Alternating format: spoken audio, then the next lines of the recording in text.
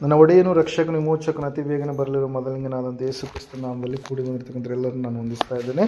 ಈ ಸಮಯದಲ್ಲಿ ನೇರವಾಗಿ ವಾಕ್ಯದ ಒಂದು ವಿಷಯವನ್ನು ಸಂಗತಿಯನ್ನು ನಾವು ಧ್ಯಾನ ಮಾಡುವಂಥವರಾಗೋಣ. ಈ ಒಂದು 2026ನೇ ವರ್ಷದಲ್ಲಿ ದೇವರು ವಿಶೇಷವಾಗಿ ನಮ್ಮನ್ನು ಈ ರೀತಿಯಾಗಿ ತನ್ನ ಸನ್ನಿಧಾನದಲ್ಲಿ ಕೂಡಿಸಿ ಅನೇಕ ಸಮಸ್ಯೆಗಳು, ಸವಾಲುಗಳು, ಸಂದಿಗ್ಧ ಪರಿಸ್ಥಿತಿಗಳು ಇದ್ದಾಗಲೂ ಕೂಡ ನಮ್ಮನ್ನು ಕೈಬಿಡದೆ ಆತನು ನಮ್ಮನ್ನು ನಡೆಸಿ ಜೀವಿತರ ಸಂಖ್ಯೆಯಲ್ಲಿ ಇರಿಸಿ ಎಣಿಸಿದ್ದಕ್ಕಾಗಿ ನಾವು ಆತನಿಗೆ ಕೃತಜ್ಞತೆ ಉಳ್ಳವರಾಗಿ ಜೀವಿಸಬೇಕು. ನೋಡ್ರಿ, ನಮ್ಮ ಅಕ್ಕಪಕ್ಕದಲ್ಲಿ, ನಮ್ಮ ಊರುಗಳಲ್ಲಿ, ನಮ್ಮ ಗ್ರಾಮಗಳಲ್ಲಿ, ತಾಲೂಕುಗಳಲ್ಲಿ, ದೇಶಗಳಲ್ಲಿ, ಪ್ರಪಂಚದಾದ್ಯಂತ ನಾವು ನೋಡುವಾಗ ಎಷ್ಟೋ ಜನರು ಏನಾಗಿದ್ದಾರೆ, ನಿನ್ನೆ ಇದ್ದಂಥವ್ರು ಇವತ್ತು ಇಲ್ಲ, ಸ್ವಲ್ಪ ಹೊತ್ತು ಮುಂಚೆ ಇದ್ದಂಥವ್ರು ಇವತ್ತು ಇಲ್ಲ. ಆದರೆ ನಮ್ಮನ್ನಾದರೆ ದೇವರು ಏನು ಮಾಡ್ತಾ ಇದ್ದಾನೆ, ಕಾದಿದ್ದಾನೆ, ನಡೆಸಿದ್ದಾನೆ. ಅದಕ್ಕಾಗಿ ನಾವು ಕೃತಜ್ಞತೆ ಉಳ್ಳವರಾಗಿ ಆತನಿಗೆ ಜೀವಿಸುವಂಥ ಮಕ್ಕಳಾಗಿ 2026ನೇ ವರ್ಷದಲ್ಲಿ ನಾವು ನಡೆದುಕೊಳ್ಳುವಂಥ ಮಕ್ಕಳಾಗಿ ನಾವು ಇರಬೇಕು ಪ್ರಿಯರೇ. Hallelujah, praise Lord. ಈ ಸಮಯದ ಒಂದು ವಿಶೇಷವಾದಂಥ ಒಂದು ಸಂಗತಿಯನ್ನು ನಾವು ಧ್ಯಾನ ಮಾಡೋಣ. ಸ್ವಾರ್ಥ ಜೀವಿತ ಉಳ್ಳವರಾಗಿ ನಾವು ಇರಬಾರದು ಎಂಬುದಾಗಿ. ಹಲ್ಲೆಲೂಯಾ. ಅನೇಕರು ಈ ಒಂದು ಅಂತ್ಯಕಾಲದಲ್ಲಿ ನಾವು ನೋಡುವಾಗ ಪೌಲನು ಪತ್ರಿಕೆಯಲ್ಲಿ ಸ್ಪಷ್ಟವಾಗಿ ಹೇಳ್ತಾರೆ, ಅಂತ್ಯಕಾಲದಲ್ಲಿ ಕಠಿಣ ಕಾಲಗಳು ಬರ್ತವೆ. ಆ ಕಠಿಣ ಕಾಲಗಳಲ್ಲಿ ಜನರು ಸ್ವಾರ್ಥ ಚಿಂತಕರಾಗಿ ಜೀವಿಸುವವರಾಗಿ ಇರ್ತಾರೆ ಎಂಬುದಾಗಿ. ಸ್ವಾರ್ಥ ಎನ್ನುವಂಥದ್ದು, ಸ್ವಪ್ರಯೋಜನ ಎನ್ನುವಂಥದ್ದು, ಮನಸ್ಸಿನ ಪ್ರಕಾರವಾಗಿ ನಡೆಯುವಂಥ ಒಂದು ದಿವಸಗಳು ಎನ್ನುವಂಥದ್ದನ್ನು ನಾವು ನೋಡ್ತಾ ಇದ್ದೇವೆ. 2 ತಿಮೋಥಿ 3ನೇ ಅಧ್ಯಾಯ ಈ 2ನೇ ವಚನದಲ್ಲಿ ನಾವು ನೋಡುವಾಗ, ಮೊದಲನೇದಾಗಿಯೇ ಕಠಿಣ ಕಾಲಗಳಲ್ಲಿ ಜನರಲ್ಲಿ ಇರ್ತಕ್ಕಂಥ ಒಂದು ವಿಲಕ್ಷಣ ದುರ್ಲಕ್ಷಣ ಏನಂತಂದರೆ, ಮನುಷ್ಯರು ಸ್ವಾರ್ಥ ಚಿಂತಕರು, ಹಣದಾಸೆಯವರು, ಬಡಾಯಿ ಕೊಚ್ಚುವವರು, ಅಹಂಕಾರಿಗಳು, ದೂಷಕರು, ತಂದೆ ತಾಯಿಗಳಿಗೆ ಅವಿಧೇಯರು, ಉಪಕಾರ ನೆನೆಸದವರು, ದೇವ ಭಯವಿಲ್ಲದವರು, ಮಮತೆ ಇಲ್ಲದವರು, ಸಮಾಧಾನವಾಗದವರು, ಚಾಡಿ ಹೇಳುವವರು, ದಮೆ ಇಲ್ಲದವರು, ಉಗ್ರತೆಯುಳ್ಳವರು, ಒಳ್ಳೆಯದನ್ನು ಪ್ರೀತಿಸದವರು, ದ್ರೋಹಿಗಳು, ದುಡುಕಿನವರು, ಉಬ್ಬಿಕೊಂಡವರು, ದೇವರನ್ನು ಪ್ರೀತಿಸದೆ ಭೋಗಗಳನ್ನೇ ಪ್ರೀತಿಸುವವರು, ಭಕ್ತಿಯ ವೇಷವಿದ್ದು ಅದರ ಬಲವನ್ನು ಬೇಡವೆನ್ನುವವರು ಆಗಿರುವರು. ಇಂಥವರ ಸಹವಾಸವನ್ನು ಮಾಡದಿರು ಎಂಬುದಾಗಿ ಪೌಲನು ಸ್ಪಷ್ಟವಾಗಿ ತಿಮೋಥೆಯನಿಗೆ ಏನು ಮಾಡ್ತಾ ಇದ್ದಾನೆ, ತಿಳಿಸ್ತಾ ಇದ್ದಾನೆ. ಇಂತಹ ಲಕ್ಷಣಗಳುಳ್ಳಂಥ ಜನರ ಸಹವಾಸವನ್ನು ನೀನು ಮಾಡಬೇಡ. ನಿನ್ನಲ್ಲಿಯೂ ಕೂಡ ಈ ಲಕ್ಷಣಗಳು ಇರಲಾರದ ಹಾಗೆ ನೀನು ಜೀವಿಸುವಂಥದ್ದು ಕೂಡ ಯುಕ್ತ ಎಂಬುದಾಗಿ ನಾವು ನೋಡ್ತಾ ಇದ್ದೇವೆ ಪ್ರಿಯರೇ.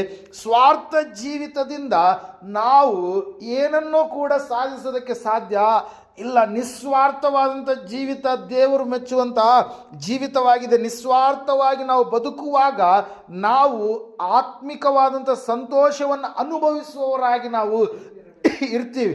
ಒಳಗಡೆ ಸಂತೋಷ ಇರುತ್ತೆ, ಹೊರಗಡೆ ಕೂಡ ಸಂತೋಷ ಇರುತ್ತೆ. ಆದರೆ ಸ್ವಾರ್ಥ ಜೀವಿತ ಉಳ್ಳವರಾಗಿ ಇದ್ದರೆ ಖಂಡಿತವಾಗಿ ನಾವು ಸಂತೋಷವನ್ನು ಹೊಂದಿಕೊಳ್ಳದಿರೋದಕ್ಕೆ ಸಾಧ್ಯತೆ ಇಲ್ಲ. ಸ್ವಾರ್ಥ ಜೀವಿತ ಅಂದರೆ ಏನಂತೇಳಿ ಮೊದಲನೇದಾಗಿ ನಾವು ತಿಳಿದುಕೊಳ್ಬೇಕು.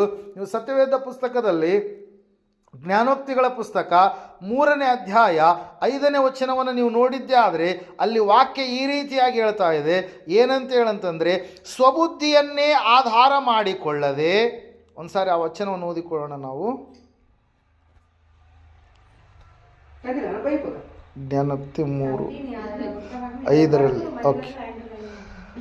ಸ್ವಬುದ್ಧಿಯನ್ನೇ ಆಧಾರ ಮಾಡಿಕೊಳ್ಳದೆ ಪೂರ್ಣ ಮನಸ್ಸಿನಿಂದ ಯೆಹೋವನಲ್ಲಿ ಭರವಸವಿಡು ಎಂಬುದಾಗಿ. ಹಲ್ಲೆಲೂಯಾ. ಮೊದಲನೇದಾಗಿ ಸ್ವಾರ್ಥ ಚಿಂತತೆಯ ಒಂದು ಲಕ್ಷಣವನ್ನು ನಾವು ನೋಡುವಾಗ ಆ ಒಂದು ಸ್ವಂತ ಬುದ್ಧಿ, ಸ್ವಜ್ಞಾನ ಎಂಬುದಾಗಿ ಇಲ್ಲಿ ನಾವು ನೋಡ್ತಾ ಇದ್ದೇವೆ ಪ್ರಿಯರೇ. ನಾವು ವಾಕ್ಯದಲ್ಲಿ ಹೇಳಿರುವ ಹಾಗೆ ಸ್ವಬುದ್ಧಿಯನ್ನು ಆಧಾರ ಮಾಡಿಕೊಂಡು ನಾವು ಜೀವಿಸಬಾರದು. ಸ್ವಂತ ಆಲೋಚನೆಗಳುಳ್ಳವರಾಗಿ ನಾವು ಜೀವಿಸಬಾರದು. ನಮ್ಮ ಎಲ್ಲ ವಿಷಯಗಳನ್ನು ದೇವರ ಮೇಲೆ ಪರಿಪೂರ್ಣವಾಗಿ ನಾವು ಪೂರ್ಣ ಮನಸ್ಸಿನಿಂದ ಆತನ್ನೇ ಆತುಕೊಂಡು ಆತನ ಮೇಲೆ ಭರವಸೆ ಉಳ್ಳವರಾಗಿ ಆತನಲ್ಲಿಯೇ ನಂಬಿಕೆ ಉಳ್ಳವರಾಗಿ ನಾವು ಜೀವಿಸಬೇಕು. ಈ ಅಂತ್ಯಕಾಲದಲ್ಲಿ ಅಂತ ಜನರು ಹೆಂಗಿರ್ತಾರಂತ್ರಿ, ಸ್ವಾರ್ಥ ಚಿಂತಕರಾಗಿರ್ತಾರೆ, ಸ್ವಾರ್ಥಿಗಳಾಗಿ ಜೀವಿಸುವವರಾಗಿ ಇರ್ತಾರೆ. ಅದಕ್ಕಾಗಿ ವಾಕ್ಯದಲ್ಲಿ ನಾವು ನೋಡ್ತಾ ಇದ್ದೇವೆ, ಸ್ವಬುದ್ಧಿಯ ವಿಷಯವಾಗಿ ಸತ್ಯವೇದದಲ್ಲಿ ನಾವು ನೋಡುವಾಗ ದೇವರ ಮಾರ್ಗದರ್ಶನ ಅನುಸಾರ ಜೀವಿಸಲು ಅವಶ್ಯಕವಾದಂಥ 3 ಮುಖ್ಯ ಸಂಗತಿಗಳನ್ನು ನಾವಿಲ್ಲಿ ನೋಡ್ತಾ ಇದ್ದೀವಿ ವಚನದಲ್ಲಿ. ಏನಂತಂದರೆ, ಪೂರ್ಣ ಭರವಸೆ ಉಳ್ಳವನಾಗಿ, ಒಬ್ಬನು ತನ್ನ ಸ್ವಂತ ಬುದ್ಧಿಯನ್ನು ಆತುಕೊಳ್ಳದೆ ಇರುವಂಥದ್ದಾಗಿ ಎಲ್ಲದರಲ್ಲಿಯೂ ದೇವರನ್ನು ಒಪ್ಪಿಕೊಳ್ಳುವಂಥ ಒಂದು ನಡವಳಿಕೆ ಉಳ್ಳಂಥದ್ದಾಗಿ ಇರಬೇಕು ಎಂಬುದಾಗಿ. ಕತ್ತಲ ಹಾದಿ ಏನಾಗಿದೆಯೋ ಆ ಕತ್ತಲ ಹಾದಿ ನಮ್ಮನ್ನು ಮುಗ್ಗರಿಸುವಿಕೆಯ ಕಡೆಗೆ,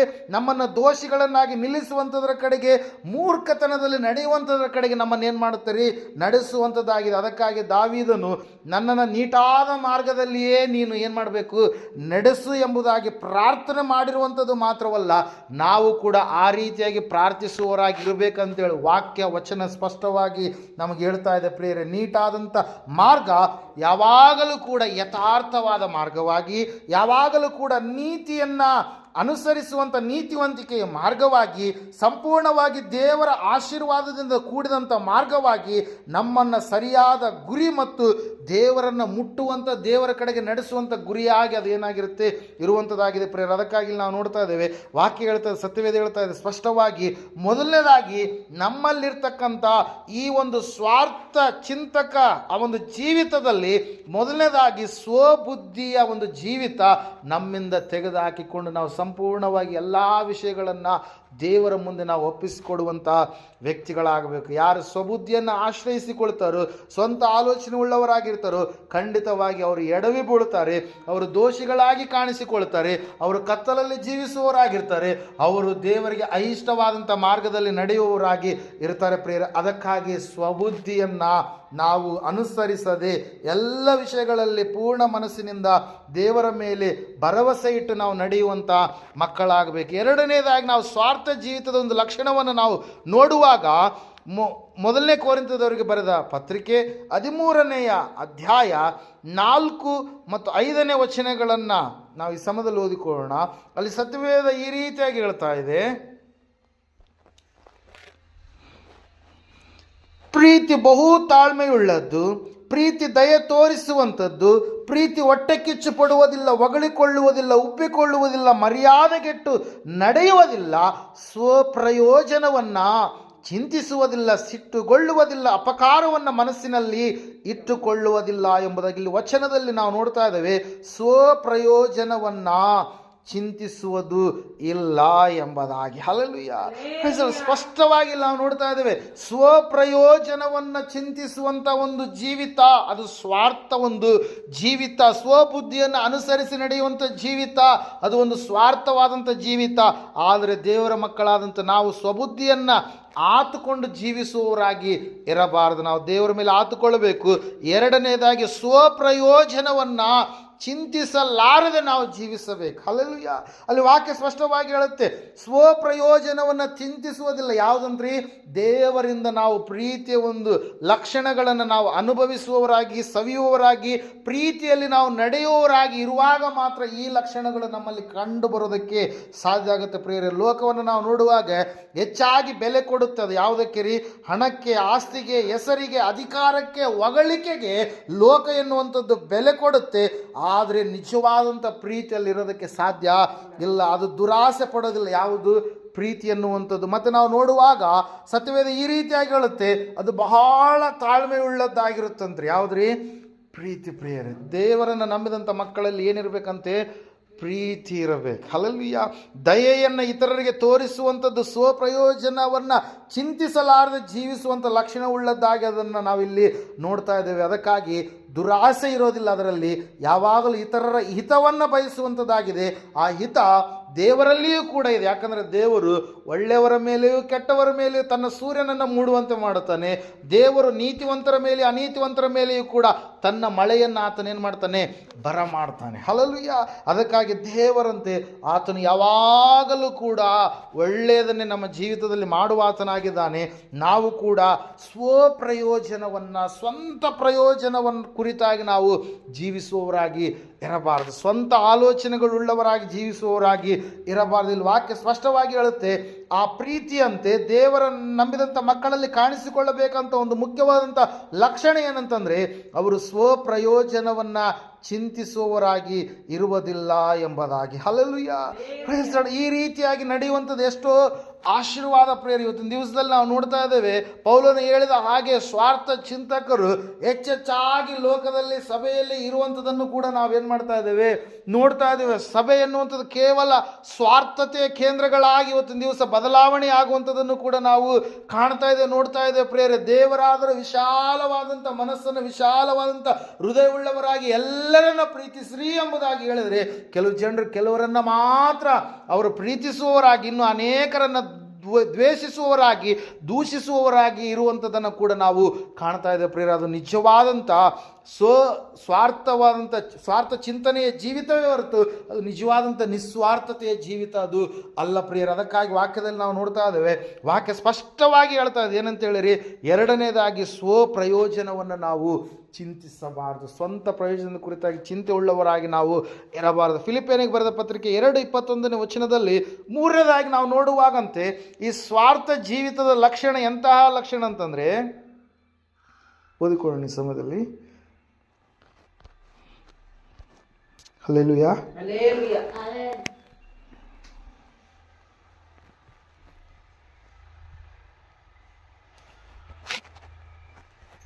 2:21. ಎಲ್ಲರೂ ಸ್ವಕಾರ್ಯಗಳ ಮೇಲೆ ಮನಸ್ಸಿಡುತ್ತಾರೆಯೇ ಹೊರತು ಯೇಸು ಕ್ರಿಸ್ತನ ಕಾರ್ಯಗಳ ಮೇಲೆ ಮನಸ್ಸಿಡುವುದಿಲ್ಲ. ತಿಮೋಥೆಯನ ಗುಣವನ್ನು ನೀವು ನೋಡಿ ತಿಳಿದುಕೊಂಡಿದ್ದೀರಿ. ಮಗನು ತಂದೆಗೆ ಹೇಗೋ ಹಾಗೆ ಅವನು ನನ್ನ ಜೊತೆಯಲ್ಲಿ ಸುವಾರ್ಥ ಪ್ರಚಾರಕ್ಕಾಗಿ ಕಷ್ಟಪಟ್ಟು ಕೆಲಸ ನಡೆಸಿದನೆಂಬುದು ನಿಮಗೆ ಗೊತ್ತುಂಟು ಎಂಬುದಾಗಿ. ಹಲ್ಲೆಲೂಯಾ. ಇಲ್ಲಿ ಸ್ಪಷ್ಟವಾಗಿ ಪೌಲನು ಇನ್ನೊಂದು ವಿಷಯವನ್ನು ಬರಿತಾ ಇದ್ದಾನೆ. ಏನಂತೇಳಂತಂದರೆ, ಎಲ್ಲರೂ ಸ್ವಕಾರ್ಯಗಳ ಮೇಲೆ ಮನಸ್ಸಿಡುತ್ತಾರೆ. ಮೊದಲನೇದಾಗಿ ನಾವು ನೋಡಿದ್ವಿ ಏನಂತ್ರಿ, ಸ್ವಬುದ್ಧಿ, ಸ್ವಂತ ಬುದ್ಧಿ ಉಳ್ಳವರಾಗಿ ಜೀವಿಸುವಂಥದ್ದು ದೇವರ ಮಕ್ಕಳ ಲಕ್ಷಣ ಅಲ್ಲ. ಎರಡನೇದಾಗಿ ನಾವು ನೋಡಿದ್ವಿ, ಸ್ವಪ್ರಯೋಜನದ ಕುರಿತಾಗಿ ಚಿಂತಿಸುವಂಥದ್ದು ದೇವರ ಮಕ್ಕಳ ಲಕ್ಷಣ ಅಲ್ಲ. ಮೂರನೇದಾಗಿ ನಾವು ನೋಡ್ತಾ ಇದ್ದೇವೆ, ಸ್ವಕಾರ್ಯಗಳ ಮೇಲೆಯೇ ಮನಸ್ಸಿಟ್ಟು ಜೀವಿಸುವಂಥ ಒಂದು ಲಕ್ಷಣ ಪ್ರೇರಿ. ನಾವು ನೋಡ್ತಾ ಇದ್ದೇವೆ, ವಾಕ್ಯ ಹೇಳ್ತಾ ಇದೆ, ಎಲ್ಲರೂ ಸ್ವಕಾರ್ಯಗಳ ಮೇಲೆ ಮನಸ್ಸಿಡುತ್ತಾರೆಯೇ ಹೊರತು ಯೇಸು ಕ್ರಿಸ್ತನ ಕಾರ್ಯಗಳ ಮೇಲೆ ಮನಸ್ಸಿಡುವುದಿಲ್ಲ ಎಂಬುದಾಗಿ. ಲೋಕದಲ್ಲಿ ಮತ್ತು ಸಹಜವಾಗಿ ದೇವರು ನಂಬಿದಂಥ ಮಕ್ಕಳ ನಡುವೆಯೂ ಕೂಡ ಇಂಥ ಕಾರ್ಯಗಳ ಸ್ಥಿತಿಯನ್ನು ಇವತ್ತಿನ ದಿವಸ ನಾವು ಕಾಣ್ತಾ ಇದ್ದೇವೆ ಪ್ರಿಯರೇ. ಹಲ್ಲೆಲೂಯಾ. ಏನ್ರಿ, ಸ್ವಕಾರ್ಯಗಳನ್ನು, ಸ್ವಂತ ಕಾರ್ಯಗಳ ವಿಷಯವಾಗಿ ಹೆಚ್ಚು ಆಲೋಚಿಸುವಂಥದ್ದು. ದೇವರ ವಾಕ್ಯ ಹೇಳ್ತಾ ಇದೆ, ದೇವರ ರಾಜ್ಯಕ್ಕಾಗಿ ನೀತಿಗಾಗಿ ನೀವು ತವಕ ಪಡಿರಿ, ದುಡೀರಿ ಎಂಬುದಾಗಿ ಹೇಳಿದರೆ ನಾವು ಯಾವಾಗಲೂ ಕೂಡ ನಮ್ಮದೇ ಎಂಬುದಾಗಿ ನಮ್ಮ ವಿಷಯಗಳಲ್ಲಿಯೇ ನಾವು ಮುಣುಗ್ತೀವಿ. ವರ್ಷ ಆರಂಭ ಮೊದಲುಗೊಂಡು ವರ್ಷ ಅಂತ್ಯದವರೆಗೂ ಕೂಡ ಅದೇ ಮನೆ, ಅದೇ ಕೆಲಸಗಳು, ಅದೇ ಕಾರ್ಯಗಳು ಎಂಬುದಾಗಿ ನಾವು ಇರ್ತಿ ಹೊರತಾಗಿ ದೇವರಿಗೋಸ್ಕರವಾಗಿ ನಾನು ಜೀವಿಸಬೇಕು, ದೇವರ ಕಾರ್ಯಗಳನ್ನು ನಾನು ಮಾಡಬೇಕು, ನನ್ನ ಜೀವಿತವನ್ನು ದೇವರಿಗೆ ಮುಡುಪಾಗಿಟ್ಟು ನಾನು ಜೀವಿಸಬೇಕಂತೇಳಿ ಆಲೋಚನೆಯನ್ನು ನಾವು ಮಾಡೋದಿಲ್ಲ. ದೇವರು ನಮ್ಮ ಜೀವಿತದಲ್ಲಿ ಎಷ್ಟೆಲ್ಲ ಮೇಲುಗಳನ್ನು ಮಾಡಿದ್ದಾನೆ, ಆಶೀರ್ವಾದವನ್ನು ತೆಗೆದುಕೊಂಡು ಬಂದಿದ್ದಾನೆ, ಬಿಡುಗಡೆಯನ್ನು ತಂದಿದ್ದಾನೆ, ಆರೋಗ್ಯವನ್ನು ಕೊಟ್ಟಿದ್ದಾನೆ, ಆಯುಷ್ಯವನ್ನು ಹೆಚ್ಚಿಸ್ತಾ ಬಂದಿದ್ದಾನೆ, ಮಕ್ಕಳ ಜೀವಿತದಲ್ಲಿ ಅದ್ಭುತಗಳನ್ನು ಮಾಡಿದ್ದಾನೆ, ಅತಿಶಯ ಕಾರ್ಯಗಳನ್ನು ಜರುಗಿಸಿದಾಗಲೂ ಕೂಡ ನಾವೇನು ಮಾಡ್ತಾ ಇರುವಂಥವರಾಗಿದ್ದೇವೆ, ಸ್ವಕಾರ್ಯಗಳ ಮೇಲೆ, ಸ್ವಂತ ಕೆಲಸನೇ ಮುಖ್ಯ ಎಂಬುದಾಗಿ ದೇವರ ಕೆಲಸಗಳನ್ನು ನಾವು ಬದಿಗೊತ್ತಿ ಬಿಟ್ಟಿದ್ದೇವೆ, ದೇವರ ಕೆಲಸಗಳನ್ನು ಮಾಡಲಾರದೆ ಜೀವಿಸುವವರಾಗಿದ್ದೇವೆ.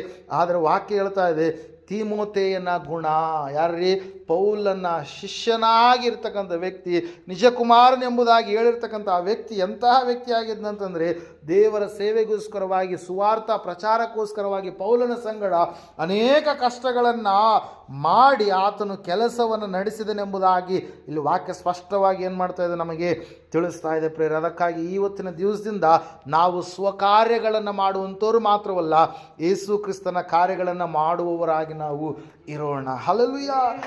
ಅದು ಒಂದು ಸ್ವಾರ್ಥ ಜೀವಿತದ ಒಂದು ಲಕ್ಷಣವಾಗಿ, ಸ್ವಬುದ್ಧಿಯ ಒಂದು ಲಕ್ಷಣವಾಗಿ, ಸ್ವಪ್ರಯೋಜನದ ಒಂದು ಲಕ್ಷಣವಾಗಿ, ಸ್ವಕಾರ್ಯದ ಮೇಲೆ ಮನಸ್ಸಿಡುವಂಥ ಒಂದು ಲಕ್ಷಣವಾಗಿ ಇಲ್ಲಿ ನಾವೇನು ಮಾಡ್ತಾ ಇದ್ದೇವೆ ರೀ, ನೋಡ್ತಾ ಇದ್ದೇವೆ ಪ್ರೇರೆ. ಈ ಸಂಗತಿಗಳು ನಮ್ಮಲ್ಲಿ ಇರಬಾರ್ದು. ಸ್ವಾರ್ಥ ಜೀವಿತದಿಂದ ನಿಸ್ವಾರ್ಥ ಜೀವಿತದ ಕಡೆಗೆ ನಾವು ಬರಬೇಕು. ನಾಲ್ಕನೇದಾಗಿ ನಾವು ನೋಡ್ತಾ ಇದ್ದೇವೆ ಪ್ರೇರೆ, ಅದೇ ಫಿಲಿಪ್ಪಿಯವರಿಗೆ ಬರೆದ ಪತ್ರಿಕೆ 2ನೇ ಅಧ್ಯಾಯ 4ನೇ ವಚನದಲ್ಲಿ ಸ್ಪಷ್ಟವಾಗಿ ವಾಕ್ಯ ಈ ರೀತಿಯಾಗಿ ಹೇಳ್ತಾ ಇದೆ, ನಿಮ್ಮಲ್ಲಿ ಪ್ರತಿಯೊಬ್ಬನು ಸ್ವಹಿತವನ್ನು ಮಾತ್ರ ನೋಡದೆ ಪರಹಿತವನ್ನೂ ಸಹ ನೋಡಲಿ ಎಂಬುದಾಗಿ. Hallelujah, praise Lord. ಏನು ಹೇಳ್ತಾ ಇದೆ ವಾಕ್ಯ ರೀ? ಸ್ವಹಿತವನ್ನು ಮಾತ್ರ ನೋಡುವಂಥವ್ರು. ಹಲ್ಲೆಲೂಯಾ. ತನ್ನ ಕುಟುಂಬ, ತನ್ನ ಮನೆ, ತನ್ನ ಮಕ್ಕಳು, ತನ್ನ ಸೊಸೆಯಂದರು, ತನ್ನ ಅಳಿಯಂದರು, ತನ್ನ ಮೊಮ್ಮಕ್ಕಳು, ಅದರ ವಿಷಯವಾಗಿ ಮಾತ್ರ ನೋಡಿಕೊಂಡು ಜೀವಿಸುವವರಾಗಿರ್ತಾರೆ. ತನ್ನ ಸಭೆ ಎಂಬುದಾಗಿರ್ತಾರೆ ಹೊರತಾಗಿ ಇತರರ ವಿಷಯದಲ್ಲಿ ಪರರ ಹಿತಗಳನ್ನು ನೋಡುವವರಾಗಿ ಇರೋದಿಲ್ಲ. ಹಲ್ಲೆಲೂಯಾ. ಇಲ್ಲಿ ವಾಕ್ಯ ಹೇಳ್ತಾ ಇದೆ ಏನಂತ ಹೇಳಂತಂದ್ರೆ, ನೀವು ಸ್ವಹಿತವನ್ನು ಮಾತ್ರ ನೋಡುವವರಾಗಿರದೆ ಪರರ ಹಿತವನ್ನು ಸಹ ನೀವೇನು ಮಾಡಬೇಕು? ನೋಡುವವರಾಗಿರಬೇಕು. ಪರಹಿತ ಬಹಳ ಮುಖ್ಯ. ಇತರರನ್ನು ಆಧರಿಸುವಂಥದ್ದು, ಅವರು ದುಃಖದಲ್ಲಿ, ನೋವಿನಲ್ಲಿ, ಸಂಕಟದಲ್ಲಿ, ಬಾಧೆಯಲ್ಲಿರುವಾಗ ಸಂತೈಸುವಂಥ ಮಕ್ಕಳಾಗಿ ನಾವು ಇರಬೇಕು. ನಮ್ಮ ಮಾತುಗಳು, ನಮ್ಮ ಬಾಯ ಮಾತುಗಳು ನೊಂದ ಮನಸ್ಸನ್ನು ಸಂತೈಸುವ ಮಾತುಗಳಾಗಿರಬೇಕು. ಹಲ್ಲೆಲೂಯಾ.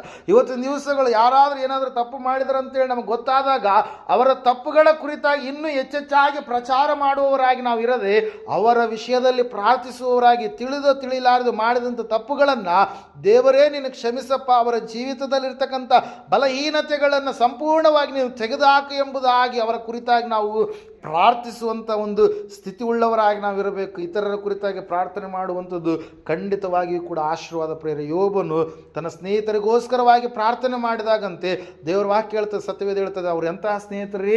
ಯೋಬನನ್ನ ಮೇಲೆಯೇ ಕೆಟ್ಟದಾಗಿ ಗುಣಗುಟ್ಟಿದಂಥ ಸ್ನೇಹಿತರು, ಯೋಬನ ಮೇಲೆಯೇ ಭಯಂಕರವಾದಂಥ ನಿಂದೆಗಳನ್ನು ಹಾಕಿದಂಥ ಸ್ನೇಹಿತರು, ಯೋಬನನ್ನು ತುಚ್ಛವಾಗಿ ಕಂಡಂಥ ಸ್ನೇಹಿತರು. ಆದರೆ ದೇವರು ಹೇಳ್ತಾ ಇದ್ದ, ನಿನ್ನ ಸ್ನೇಹಿತರಿಗೋಸ್ಕರವಾಗಿ ನೀನು ಪ್ರಾರ್ಥನೆ ಮಾಡಬೇಕೆಂಬುದಾಗಿ. ಅಂತಹ ರೀತಿಯಲ್ಲಿ ಮನಸ್ಸಿಗೆ ಗಾಯ ಮಾಡಿದಂಥ ಅಂತಹ ಸ್ನೇಹಿತರಿಗೋಸ್ಕರವಾಗಿ ಯೋಬನು ಪ್ರಾರ್ಥನೆ ಮಾಡಿದಾಗ ತನ್ನ ವಿಷಯಕ್ಕೋಸ್ಕರವಾಗಿ ಮಾತ್ರ ಅಲ್ಲದೆ ಪರರ ವಿಷಯಕ್ಕೋಸ್ಕರ ಪ್ರಾರ್ಥನೆ ಮಾಡಿದಾಗ, ಸ್ನೇಹಿತರಿಗಾಗಿ ಪ್ರಾರ್ಥನೆ ಮಾಡಿದಾಗ ವಾಕ್ಯ ಹೇಳ್ತದೆ ಏನಂತ ಹೇಳಿರಿ? ಯೋಬನ ಜೀವಿತದಲ್ಲಿ ದೇವರು 2ರಷ್ಟು ಏನು ಮಾಡಿದಂತೆ ಸ್ವತ್ತನ್ನು ಹೆಚ್ಚಿಸಿದನು ಎಂಬುದಾಗಿ. Hallelujah, praise. ಅದಕ್ಕಾಗಿ ಪ್ರೇರ ಇವತ್ತಿನ ದಿವಸ ನಾವು ಸ್ವಹಿತಿಗಳಾಗಿ ಜೀವಿಸುವಂಥದ್ದು ಅಲ್ಲ, ಇತರರ ಕುರಿತಾಗಿ ಪರರ ಹಿತಗಳನ್ನು ಕೂಡ ನಾವು ನೋಡುವವರಾಗಿ ದೇವರ ಮಕ್ಕಳಾಗಿ ನಾವು ಇದೆ ಎಂಬುದಾಗಿ ಪೌಲನು ಸ್ಪಷ್ಟವಾಗಿ ಈ ಒಂದು ಗ್ರಂಥದಲ್ಲಿ ಏನು ಮಾಡ್ತಾ ಇದ್ದಾನೆ? ಲೇಖನಿಯನ್ನು ಪಡಿಸ್ತಾ ಇದ್ದಾನೆ ಪ್ರೇರ. ಅದಕ್ಕಾಗಿ ಇವತ್ತಿನ ಜೀವಿತದಲ್ಲಿ ನಾವು ಯಾವ ರೀತಿಯಾಗಿದ್ದೇವೆ ನಮ್ಮ ಜೀವಿತವನ್ನು ಪರೀಕ್ಷೆ ಮಾಡಿಕೊಳ್ಳೋಣ. ಸ್ವಾರ್ಥ ಜೀವಿತ ಈ ರೀತಿಯಾಗಿ ಇರುತ್ತೆ ಎಂಬುದಾಗಿ ನಾವು ನೋಡ್ತಾ ಇದ್ದೇವೆ. ಸ್ವಬುದ್ಧಿಯನ್ನು ಆಶ್ರಯಿಸಿಕೊಳ್ಳುವಂಥದ್ದು, ಸ್ವಪ್ರಯೋಜನವನ್ನು ಚಿಂತಿಸುವಂಥದ್ದು, ಸ್ವಕಾರ್ಯದ ಮೇಲೆ ಮನಸ್ಸಿಡುವಂಥದ್ದು ಮಾತ್ರವಲ್ಲ, ಸ್ವಹಿತ ಮಾತ್ರ ನೋಡುವಂಥದ್ದಾಗಿರುತ್ತೆ. 5ನೇದಾಗಿ ಕೊನೆಯದಾಗಿ ಸಮಯದಲ್ಲಿ ನಾನು ಹೇಳ್ತಾ ಇದ್ದೇನೆ, ಈ ವಚನ ತೆಗಿರಿ. ಫಿಲಿಪ್ಪಿ 3:9 ವಚನ. ಹಲ್ಲೆಲೂಯಾ. 3ನೇ ಅಧ್ಯಾಯ 9ನೇ ವಚನ ಓದಿಕೊಳ್ಳೋಣ. ಇದರಲ್ಲಿ ನನ್ನ ಉದ್ದೇಶವೇನೆಂದರೆ, ನಾನು ಕ್ರಿಸ್ತನನ್ನು ಸಂಪಾದಿಸಿಕೊಂಡು ನೇಮ ನಿಷ್ಠೆಗಳ ಫಲವಾಗಿರುವ ಸ್ವನೀತಿಯನ್ನೇ ಆಶ್ರಯಿಸದೆ ಕ್ರಿಸ್ತನನ್ನು ನಂಬುವುದರಿಂದ ದೊರಕುವಂಥ, ಅಂದರೆ ಕ್ರಿಸ್ತನ ಮೇಲಣ ನಂಬಿಕೆಯ ಆಧಾರದಿಂದ ದೇವರು ಕೊಡುವಂಥ ನೀತಿಯನ್ನೇ ಹೊಂದಿ ಕ್ರಿಸ್ತನಲ್ಲಿರುವ ನಾಗಿ ಕಾಣಿಸಿಕೊಳ್ಳಬೇಕೆಂಬುದೇ ಅಂಬುದಾಗಿ. ಹಲ್ಲೆಲೂಯಾ. ಏನಂತ ಹೇಳ್ತಾ ಇದ್ದಿಲ್ಲ ವಾಕಿ? ಸ್ವನೀತಿಯನ್ನು ಆಶ್ರಯಿಸುವಂಥವ್ರು. ಯಾವ ನೀತಿ ರೀ? ಸ್ವನೀತಿ. ಆಯಿತು, ಈ ವಾರ ಮಾಡಿದರೆ ನನಗೆ ಆಶೀರ್ವಾದ, ಇಷ್ಟು ಗಂಟೆಗೆ ಈ ಕಾರ್ಯ ಮಾಡಿದರೆ ನನಗೆ ಆಶೀರ್ವಾದ ಇಲ್ಲ, ಈ ಒಂದು ಕಾರ್ಯ ಮಾಡೋದಕ್ಕಾಗಿ ಅವ್ರ ಹತ್ರ ಹೋಗಿ ಕೇಳಬೇಕು, ಇವ್ರ ಹತ್ರ ಹೋಗಿ ಕೇಳಬೇಕು, ಈ ರೀತಿಯಾಗಿ ಮಾಡಿದ್ರೆ ನನಗೆ ಆಶೀರ್ವಾದ ಎಂಬುದಾಗಿ ನೇಮ ನಿಷ್ಠೆಗಳ ಫಲವಾಗಿರುವಂಥ ಸ್ವನೀತಿಯನ್ನು ಆಶ್ರಯಿಸುವಂಥವ್ರು. ಹಲ್ಲೆಲೂಯಾ. ಸ್ವನೀತಿ ಏನ್ರಿ?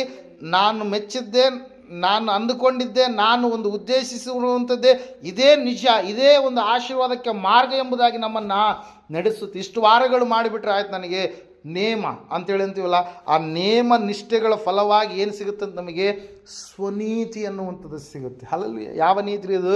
ದೇವರು ಒದಗಿಸಿ ಕೊಡುವಂಥ ನೀತಿ ಅಲ್ಲ, ದೇವರು ನಮ್ಮ ಮೇಲೆ ಕೊಡುವಂಥ ನೀತಿ ಅಲ್ಲ. ಯಾವ ನೀತಿ ಅಂತ್ರಿ? ಸ್ವಂತ ನೀತಿ, ನಾವೇ ಸಂಪಾದನೆ ಮಾಡಿಕೊಂಡಿರ್ತಕ್ಕಂಥ ನೀತಿ. ಆದರೆ ದೇವರ ಮುಂದೆ ಆ ನೀತಿ ಹೆಂಗೆ ಕಾಣಿಸುತ್ತಂತ್ರಿ? ಈ ಒಂದು ಅಡಿಗೆ ಮನೆಯಲ್ಲಿ ಒಂದು ಇದಿರುತ್ತಲ್ಲ, ಯಾವ ಬಟ್ಟೆ ಇರುತ್ತೆ? ಮಸಿ ಬಟ್ಟೆ. ಆ ಮಸಿ ಬಟ್ಟೆಯ ಉಪಾಧಿಯಲ್ಲಿ ಕಾಣಿಸ್ತಾವಂತೆ ಯಾರ ಕಾರ್ಯಗಳು? ಮನುಷ್ಯರ ಕಾರ್ಯಗಳೆಲ್ಲವೂ ಕೂಡ. ಹಲ್ಲೆಲೂಯಾ. Praise the Lord. ಯಾಕೆ ಹೇಳ್ರಿ? ಮನುಷ್ಯನು ಮಾಡುವಂಥದ್ದು ತನಗೆ ಒಳ್ಳೆಯದೆಂಬುದಾಗಿ, ಒಳ್ಳೆ ರೀತಿಯಲ್ಲಿ ಇದೆ ಎಂಬುದಾಗಿ, ಒಳ್ಳೆಯ ಒಂದು ಜೀವಿತ ಎಂಬುದಾಗಿ ಅವನು ನೆನೆಸ್ತಾನೆ. ಆದರೆ ದೇವರ ದೃಷ್ಟಿಯಲ್ಲಿ ಅವನ ಕಾರ್ಯಗಳೆಲ್ಲವೂ ಕೂಡ ಮಸಿ ಬಟ್ಟೆಯ ಉಪಾಧಿಯಲ್ಲಿ ಇರುವಂಥದ್ದು ಪ್ರೇರ. ಆದರೆ ವಾಕ್ಯ ಹೇಳುತ್ತೆ, ಸತ್ಯವೇದ ಹೇಳುತ್ತೆ, ನೀನು ಸ್ವನೀತಿಯನ್ನು ಆಶ್ರಯಿಸುವ ವ್ಯಕ್ತಿಯಾಗಿ ನೀನು ಇರಬೇಡ. ಸ್ವನೀತಿಯಿಂದ ಏನನ್ನು ಕೂಡ ಸಂಪಾದನೆ ಮಾಡಿಕೊಳ್ಳೋದಕ್ಕೆ ಸಾಧ್ಯ ಇಲ್ಲ. ಆ ಸ್ವನೀತಿ ನಿನ್ನನ್ನು ನರಕದ ಬಾಗಿಲಿನ ಕಡೆಗೆ ನಡೆಸುವಂಥದ್ದಾಗಿದೆ ಪ್ರಿಯ. ಅದಕ್ಕಾಗಿ ಕ್ರಿಸ್ತನನ್ನು ನಂಬುವುದರಿಂದ ದೊರಕುವಂಥ ದೇವರ ನೀತಿಯನ್ನು ನೀನು ಹೊಂದಿಕೊಂಡು ಜೀವಿಸುವ ಮಗನಾಗಿ ನೀನು ಇರಬೇಕು ಪ್ರಿಯರ. ಅದನ್ನು ನೀನು ನಂಬಿಕೆಯ ಮೂಲಕವಾಗಿ ಹೊಂದಿಕೊಳ್ಳೋದಕ್ಕೆ ಸಾಧ್ಯ ಆಗುತ್ತೆ. ಇಲ್ಲಿ ಸ್ಪಷ್ಟವಾಗಿ ವಾಕ್ಯ ಹೇಳ್ತದೆ, ಏನಂತ ಹೇಳ್ತಂದರೆ ಸ್ವನೀತಿ ಪರರಾಗಿ ಇರ್ತಾರೆ ಎಂಬುದಾಗಿ. ಹಲ್ಲೆಲೂಯಾ. ನಾವಾದರೂ ಸ್ವನೀತಿಯನ್ನು ಆಶ್ರಯಿಸದೆ ಜೀವಿಸುವವರಾಗಿ ಇರಬೇಕು. ಬಹುತೇಕ ಜನರು ಈ ನೀತಿಯನ್ನೇ ಅನ್ವೇಷಿಸುವವರಾಗಿ, ಈ ನೀತಿಯನ್ನೇ ಹುಡುಕುವವರಾಗಿ, ಅವರಿಗೆ ಗೊತ್ತಿರುವುದೆಲ್ಲ ಕೂಡ ಸ್ವನೀತಿ ಮಾತ್ರ ಆಗಿರುತ್ತೆ ಪ್ರಿಯರ. ಆದರೆ ನ್ಯಾಯ ತೀರ್ಪಿಗಾಗಿ ಅವರು ದೇವರ ಮುಂದೆ ನಿಲ್ಲುವಾಗ ಇದು ಎಂದಿಗೂ ಕೂಡ ಸಾಕಾಗೋದಕ್ಕೆ ಸಾಧ್ಯ ಇಲ್ಲ ಪ್ರಿಯರೇ. 64ನೇ ಅಧ್ಯಾಯ ಏಷ್ಯನ್ ಪ್ರವಾದನೆ ಗ್ರಂಥದಲ್ಲಿ ನಾವು 6ನೇ ವಚನದಲ್ಲಿ ನಾವು ನೋಡ್ತಾ ಇದ್ದೇವೆ, ನಾವೆಲ್ಲರೂ ಅಶುದ್ಧನ ಆಗಿದ್ದೇವೆ, ನಮ್ಮ ಧರ್ಮ ಕಾರ್ಯಗಳೆಲ್ಲ ಒಲೆಯ ಬಟ್ಟೆಯಂತಿದೆ, ನಾವೆಲ್ಲರೂ ತರಗೆಲೆಯೋಪಾದಿಯಲ್ಲಿ ಒಣಗಿ ಹೋಗಿದ್ದೇವೆ, ನಮ್ಮ ಅಪರಾಧಗಳು ಬಿರುಗಾಳಿಯ ಪ್ರಕಾರ ನಮ್ಮನ್ನು ಬಡಿದುಕೊಂಡು ಹೋಗಿವೆ ಎಂಬುದಾಗಿ. ಯಾವ ಬಟ್ಟೆ ರೀ? ಒಲೆಯ ಬಟ್ಟೆ. ನಾವು ನೋಡ್ತೇವೆ ಮಸಿ ಬಟ್ಟೆ ಎಂಬುದಾಗಿ. ಹಲ್ಲೆಲೂಯಾ. ಆ ರೀತಿಯಾಗಿದ್ದಾವಂತ ಯಾರ ಕಾರ್ಯಗಳು? ಮನುಷ್ಯನ ಸ್ವನೀತಿಯ ಧರ್ಮ ಕಾರ್ಯಗಳು ಪ್ರಿಯರೇ. ಹಲ್ಲೆಲೂಯಾ. ಪ್ರೇಸ್. ಅದಕ್ಕಾಗಿ ಪ್ರಿಯರೇ, ಇವತ್ತಿನ ದಿವಸ ನಾವಾದರೂ ಆ ರೀತಿಯಾಗಿ ಇರಬಾರ್ದು. ನಾವು ಸ್ವಂತ ಬುದ್ಧಿಯಿಂದ ಆಲೋಚನೆ ಮಾಡಬಾರ್ದು. ನಾವು ನಮ್ಮ ಎಲ್ಲ ಆಲೋಚನೆಗಳನ್ನು, ಉದ್ದೇಶಗಳನ್ನು ಎಲ್ಲವನ್ನು ದೇವರ ಮೇಲೆ ಹಾಕಿ ನಾವೇನು ಮಾಡಬೇಕು ರೀ? ಜೀವಿಸಬೇಕು. ನಾವು ಸ್ವಪ್ರಯೋಜನವನ್ನು ಚಿಂತಿಸುವವರಾಗಿ ನಾವು ಇರಬಾರ್ದು. ಸ್ವಕಾರ್ಯದ ಮೇಲೆ ಮನಸ್ಸಿಡುವವರಾಗಿ ನಾವಿರಬಾರ್ದು. ದೇವರ ಕಾರ್ಯಗಳ ಮೇಲೆ ಮನಸ್ಸಿಟ್ಟು ಜೀವಿಸುವವರಾಗಬೇಕು. ಸ್ವಂತ ಪ್ರಯೋಜನ ಮಾತ್ರವಲ್ಲ, ಇತರರಿಗೂ ಕೂಡ ನಮ್ಮ ಜೀವಿತ ಪ್ರಯೋಜನಕರವಾಗಿ ಇರಬೇಕು. ಸ್ವಂತ ಹಿತವನ್ನು ಮಾತ್ರ ನೋಡದೆ ಪರರ ಹಿತವನ್ನು ಕೂಡ ನಾವು ನೋಡುವವರಾಗಿ ಇರಬೇಕು. ವಿಶೇಷವಾಗಿ ಸ್ವನೀತಿ ಅನ್ನುವಂಥದ್ದು ಲೋಕದಲ್ಲೆಲ್ಲ ಆಳ್ವಿಕೆ ಮಾಡ್ತಾ ಇದೆ ಇವತ್ತಿನ ದಿವಸ. ಆ ಸ್ವನೀತಿಯನ್ನು ಆಶ್ರಯಿಸದೆ ದೇವರ ನೀತಿಯನ್ನು ಆಶ್ರಯಿಸಿ ನಾವು ಜೀವಿಸುವಂಥ ಮಕ್ಕಳಾಗಬೇಕು ಪ್ರಿಯರೇ. ಸಮಯದಲ್ಲಿ ನಾವೆಲ್ಲರೂ ನಿಂತುಕೊಳ್ಳೋಣ, ಪ್ರಾರ್ಥನೆ ಮಾಡೋಣ. ಸತ್ಯವೇದ ಹೇಳ್ತಾ ಇದೆ ಸ್ಪಷ್ಟವಾಗಿ, ಸಹೋದರ ಸಹೋದರಿ, ಇವತ್ತಿನ ದಿವಸ ನಿನ್ನ ಜೀವಿತದಲ್ಲಿ ಒಂದು ವೇಳೆ ಅಂತ್ಯ ಕಾಲದಲ್ಲಿ ಕಠಿಣ ಕಾಲಗಳು ಬರು ಎಂಬುದಾಗಿ ಪೌಲನು ಹೇಳಿದ ಹಾಗೆ, ಮೊದಲನೇದಾಗಿ ಮನುಷ್ಯರು ಸ್ವಾರ್ಥ ಚಿಂತಕರಾಗಿ ಇರ್ತಾರೆ. ಇವತ್ತಿನ ದಿವಸ ಈ ಒಂದು ಸ್ವಾರ್ಥ ನಿನ್ನಲ್ಲಿದ್ದರೆ, ಸ್ವಾರ್ಥ ಜೀವಿತ ನಿನ್ನಲ್ಲಿದ್ದರೆ ಸಂಪೂರ್ಣವಾಗಿ ಅದನ್ನು ತೆಗೆದುಹಾಕು. ದೇವರು ನಿನ್ನ ಜೀವಿತದಲ್ಲಿ ಬಿಡುಗಡೆಯನ್ನು ತರಬೇಕಂತೇಳಿ ಇಷ್ಟಪಟ್ಟಿದ್ದಾನೆ. ನೀನು ನಿಸ್ವಾರ್ಥಿಯಾಗಿ ದೇವರಿಗೋಸ್ಕರವಾಗಿ ಜೀವಿಸುವಂಥ ಮಗಳು ನೀನು ಆಗಬೇಕು. ಇವತ್ತಿನ ದಿವಸ ನಿನ್ನ ಬದುಕು, ಬಾಳೆವು ಎಲ್ಲವೂ ಕೂಡ ದೇವರಿಗೆ ಗೊತ್ತುಂಟು. ನಿನ್ನ ಜೀವಿತವನ್ನು ಆತನು ಖಂಡಿತವಾಗಿ ಆಶೀರ್ವದಿಸ್ತಾನೆ. ನಿನಗೆ ಸಂಪೂರ್ಣವಾಗಿ ಆತನಿಗೆ ಒಪ್ಪಿಸಿಕೊಡುವಂಥ ಮಗಳು ನೀನು ಆಗುವಾಗ, ಸ್ವಬುದ್ಧಿಯನ್ನು ಆಶ್ರಯಿಸದೆ ಆತನ ಮೇಲೆ ಆತುಕೊಂಡು ನೀನು ಜೀವಿಸುವಾಗ, ಸ್ವಕಾರ್ಯಗಳ ಮೇಲೆ ಮನಸ್ಸಿಡದೆ ಪರರ ಕಾರ್ಯಗಳನ್ನು ಕೂಡ ಮಾಡುವಂಥ, ದೇವರ ಕಾರ್ಯಗಳನ್ನು, ಕ್ರಿಸ್ತನ ಕಾರ್ಯಗಳನ್ನು ಮಾಡುವಂಥ ವ್ಯಕ್ತಿಯಾಗಿ ನೀನಿರುವಾಗ, ನೀನು ಸ್ವಪ್ರಯೋಜನವನ್ನು ಚಿಂತಿಸದೆ ಇತರರಿಗಾಗಿಯೂ ಕೂಡ ಪ್ರಯೋಜನವುಳ್ಳ, ಸಭೆಗೆ ಪ್ರಯೋಜನವುಳ್ಳ ವ್ಯಕ್ತಿಯಾಗಿ ನೀನಿರುವಾಗ, ಸ್ವಹಿತವನ್ನು ಮಾತ್ರ ನೋಡದೆ ಪರಹಿತವನ್ನು ಕೂಡ ನೋಡುವಂಥ ವ್ಯಕ್ತಿಯಾಗಿ ನೀನು ಇರಬೇಕಂತೇಳಿ ವಾಕ್ಯ ಹೇಳ್ತಾ ಇದೆ. ಸ್ವನೀತಿ ಮುಖ್ಯ ಅಲ್ಲ, ಸ್ವನೀತಿಯ ಕಾರ್ಯ ದೇವರ ದೃಷ್ಟಿಯಲ್ಲಿ ಮಸಿಬಟ್ಟೆಯೋಪಾದಿಯಲ್ಲಿ, ಒಲೆಯ ಬಟ್ಟೆಯೋಪಾದಿಯಲ್ಲಿದೆ. ಆದರೆ ದೇವರಿಂದ ಆಗುವಂಥ ನೀತಿಯನ್ನು ನಾವು ಹೊಂದಿಕೊಳ್ಳುವಂಥ ಮಕ್ಕಳಾಗೋಣ. ಇವತ್ತಿನ ದಿವಸ ನಮ್ಮ ಜೀವಿತವನ್ನು ಪರೀಕ್ಷೆ ಮಾಡಿಕೊಳ್ಳೋಣ, ಪ್ರಾರ್ಥನೆ ಮಾಡೋಣ. ಸ್ತೋತ್ರ ಸ್ವಾಮಿ, ಪರಿಶುದ್ಧನಾದ ದೇವರೇ, ಪರಲೋಕ ತಂದೆ, ಕೋಟೆಯನ್ನು ಕೊಡಿ ಸ್ತೋತ್ರಗಳಪ್ಪ. ಒಳ್ಳೆ ಕರ್ತನೆ ಸ್ವಾಮಿ, ನಾವು ನಿಸ್ವಾರ್ಥವಾದಂಥ ಭಕ್ತಿಯ ಜೀವಿತವನ್ನು ಜೀವಿಸಬೇಕಂತೇಳಿ ಸ್ವಾಮಿ ನೀನು ನಮ್ಮ ಸಂಗಡ ಕರ್ತನೆ ತಿಳಿಯಪಡಿಸಿರ್ತಕ್ಕಂಥ ಈ ಕರ್ತನೆ ಅಮೂಲ್ಯವಾದಂಥ ನಿನ್ನ ಮಾತುಗಳಿಗಾಗಿ ಸ್ತೋತ್ರಗಳಪ್ಪ. ಹೌದು ಸ್ವಾಮಿ ದೇವರೇ, ಅಂತ್ಯಕಾಲದಲ್ಲಿ ಕಠಿಣ ಕಾಲಗಳು ಎಂಬುದಾಗಿ ನೀನು ಮಾತನಾಡಿ ಮನುಷ್ಯರು ಸ್ವಾರ್ಥ ಚಿಂತಕರಾಗಿ ಇರ್ತಾರೆ ಎಂಬುದಾಗಿ, ಆ ಸ್ವಾರ್ಥತೆಯ ಒಂದು ವಿಷಯಗಳು ಏನೆಂಬುದಾಗಿ ನಮಗೆ ತಿಳಿಯಪಡಿಸಿದ್ದಕ್ಕಾಗಿ ಸ್ತೋತ್ರಗಳಯ್ಯ. ಸಭೆಯಾದಂಥ ನಾವು ಆ ರೀತಿಯಾಗಿ ಇರಬಾರದು ಎಂಬುದಾಗಿ ಸ್ವಾಮಿ ನೀನು ಸ್ವಾಮಿ ನಮಗೆ ಎಚ್ಚರಪಡಿಸಿದ್ದಕ್ಕಾಗಿ ನಿನಗೆ ಅನಂತ ಕೃತಜ್ಞತೆ ಸ್ತೋತ್ರಗಳನ್ನು ಸಲ್ಲಿಸ್ತಾ ಇದ್ದೇವೆ ಸ್ವಾಮಿ. ಕೇಳಿದಂಥ ವಾಕ್ಯ, ಬಿತ್ತಿದಂಥ ಬೀಜ 100ರಷ್ಟು ಫಲ ಕೊಡುವಂತೆ ನೀವು ತಾನೇ ಸಹಾಯ ಮಾಡಿ ನಡೆಸಿ, ಎಲ್ಲ ಕೊರತೆಗಳನ್ನು, ಕೊರತೆ, ಕಷ್ಟ, ಕಣ್ಣೀರು, ವೇದನೆ, ದುಃಖಗಳೆಲ್ಲವನ್ನು ನೀಗಿಸಿ ಬಿಡುಗಡೆಯನ್ನು ದಯಪಾಲಿಸಿ ಕರ್ತನೆ ನಿನ್ನನ್ನು ಆಶ್ರಯಿಸಿಕೊಂಡಂಥ ಮಕ್ಕಳಾಗಿ, ನಿನ್ನ ಕಾರ್ಯಗಳ ಮೇಲೆ ಮನಸ್ಸಿಡುವಂಥ ಮಕ್ಕಳಾಗಿ, ಪರಹಿತವನ್ನು ನೋಡುವಂಥ ಮಕ್ಕಳಾಗಿ, ಕರ್ತನೆ ಸ್ವಾಮಿ ನಿನ್ನಿಂದ ಉಂಟಾಗುವ ನೀತಿಯನ್ನು ಆಶ್ರಯಿಸಿಕೊಂಡು ಜೀವಿಸುವಂಥ ಮಕ್ಕಳಾಗಿ ಇವರು ಇರಲಿಕ್ಕಾಗುವಂತೆ ನಿನ್ನ ಆಶೀರ್ವಾದ ಮಾಡಿ ನಡೆಸಿ ನಮ್ಮೆಲ್ಲರನ್ನು ಸ್ವಾಮಿ ನಿನ್ನ ಸಾನ್ನಿಧ್ಯದಲ್ಲಿ ಸ್ವಾಮಿ ಪರಿಪೂರ್ಣವಾಗಿ ಆನಂದದಿಂದ, ಸಂತೋಷದಿಂದ ತುಂಬಿಸಿ ನಡೆಸಿ ಮೈಮೋದುತ್ತಾ ಬರಬೇಕೆಂಬುದಾಗಿ ಇವರೆಲ್ಲ ಚಿಂತೆ ಭಾರ ಎಲ್ಲವನ್ನು ಸ್ವಾಮಿ ನಿನ್ನ ಮೇಲೆ, ಕರ್ತನೆ ನಮ್ಮೆಲ್ಲರ ಚಿಂತೆ ಭಾರ ಎಲ್ಲವನ್ನು ನಿನ್ನ ಮೇಲೆ ತಲೆಯಲ್ಲಿ ಹಾಕಿದ್ದೇವಪ್ಪ ಕರ್ತನೆ, ನಿನ್ನ ಹಗುರವಾದಂಥ ನೊಗ ಅದು ನಮ್ಮ ಜೀವಿತದಲ್ಲಿ ವಿಶ್ರಾಂತಿಯನ್ನು ಆತ್ಮಕ್ಕೆ ಕೊಡುವಂಥದ್ದು, ನಮ್ಮ ಭಾರಗಳನ್ನೆಲ್ಲ ಹೊತ್ತುಕೊಳ್ಳುವಂಥ ನಿನ್ನ ನೊಗಕ್ಕಾಗಿ ನಿನ್ನ ಅನಂತ ಕೃತಜ್ಞತಾ ಸ್ತೋತ್ರಗಳನ್ನು ಸಲ್ಲಿಸುತ್ತಾ ಯೇಸುವಿನ ನಾಮದಲ್ಲಿ ಪ್ರಾರ್ಥಿಸಿ ಬೇಡ ಹೊಂದಿದ್ದೇವೆ ಪರಮ ತಂದೆಯೇ, ಆಮೇನ್.